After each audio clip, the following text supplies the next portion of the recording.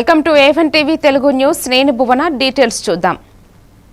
హైదరాబాద్ పరిధిలో పంచాయతీ ఎన్నికల ప్రచారంలో పాల్గొన్న ఎంపీ ఈటెల రాజేంద్ర జనాలకు స్పష్టమైన సందేశం ఇచ్చారు.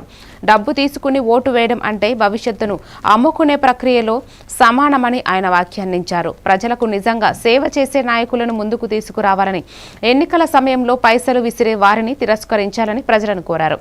గతంలో బీఆర్ఎస్ ప్రభుత్వం గ్రామాలను నిర్వీర్యం చేసిందని, కాంగ్రెస్ పాలనలో బిల్లులు కూడా చెల్లించలేని పరిస్థితి నెలకొన్నదని ఈటెల విమర్శించారు. గ్రామ పంచాయతీలను నిర్వీర్యం చేసింది వాళ్ళు. ఇవాళ మళ్ళీ మా కోర్టు ఏంటంటే నీ చేతిలో ఏమున్నది, కత్తి కాదు, నీ నెత్తి కాదు, లేదా తడి చెత్త పొడి చెత్త చెడ్లు కావచ్చు.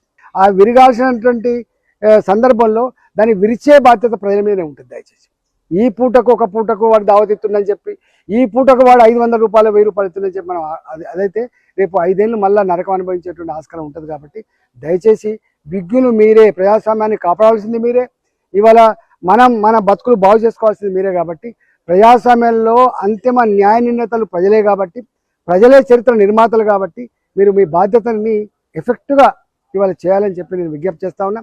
మీరు అభ్యర్థులు కూడా ఆగమాగం అయిపోయి ఏది పడితే అలా హామీ ఇస్తారు.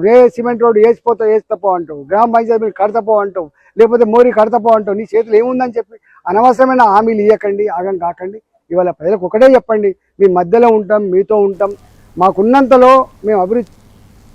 విశాఖ ప్రభుత్వ ఉమెన్స్ కాలేజీలో నిర్వహించిన పేరెంట్స్ డే కార్యక్రమం